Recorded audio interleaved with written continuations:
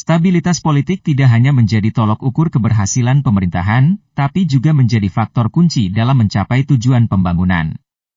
Sementara di Sampang, menjelang Pilkada 2024 stabilitas politik tidak terjaga dengan baik.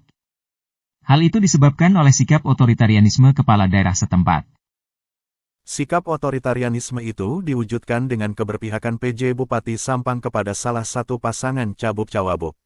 Sebagai pemegang kebijakan, PJ Bupati berani menerobos aturan perundang-undangan dengan dibebas tugaskannya Camat Sampang Kota yang konon tidak mau menandatangani penggantian PJ Kades. Bukti konkret bahwa PJ Bupati Sampang telah menyalahi kewenangannya adalah aksi protes yang datang dari warga Desa Banyumas, Kecamatan Sampang Kota.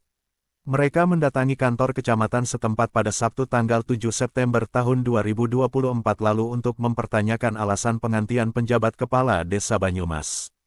Namun sayang, PLH Camat Tri Cahyadi tidak menemui masa karena tidak ada di kantornya. Kemudian pada Senin tanggal 9 September warga kembali mendatangi kantor kecamatan didampingi Ketua Badan Permusyawaratan Desa Banyumas, Rolis Sanjaya.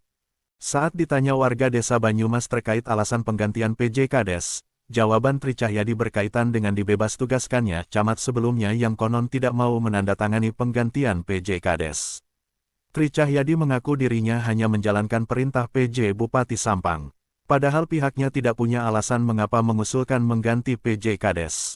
Tri Cahyadi mengungkapkan, ada 6 PJ Kades di Kecamatan Sampang Kota yang diganti. 6 desa itu meliputi, Desa Kamoning, Desa Pasean, Desa Baru, Desa Pulau Mandangin, Desa Pekalongan dan Desa Banyumas. Ironisnya, saat didesak menunjukkan berita acara terkait hasil evaluasi pergantian PJ Kades tersebut, Tri Cahyadi justru meminta Rolis Sanjaya untuk menemui PJ Bupati Sampang. Sebab pihaknya tidak memegang dokumen berita acara maupun surat tembusan. Itu bisa diganti kalau sudah memenuhi ini loh, mana ini loh. Ini sudah dibaca nggak sama Bapak? Ini bukan wewenang saya. Bukan wewenang Bapak. Itu Tidak. masalah. Bukan urusan bupati. Pak, Bupati membentuk tim. Camat itu salah satu timnya. Tidak ada di situ camat dikatakan. Masalah. Camat itu salah satu tim evaluasi, Pak. Ya kemudian. Seharusnya Bapak juga tahu mana berita acaranya hasil dari evaluasi imam. Saya tidak memegang evaluasi, ada di BPJ ke Bupati. Duh, kok ada di PJ Bupati? Jadi itu jadikan dasar. Oh, imam ini atau PJ Banyumas gak becus. Itu jadikan dasar untuk Bapak mengasulkan. Saya tidak harus merangkak ke sana, bukan urusan saya. Itu urusan Bapak sekarang. Berarti urusannya siapa?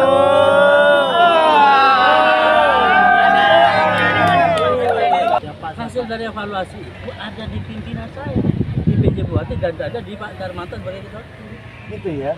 Camat berarti nggak ada tembusannya? Tidak, silakan dicek. Minta Pak Zabden, Pak. Dia harus megang selaku yang punya wilayah, gitu loh. Dan jadikan dasar bahwa PJ yang sekarang itu nggak layak atau nggak becus. Baru Bapak mengusulkan. Gitu loh Pak. Ke sana.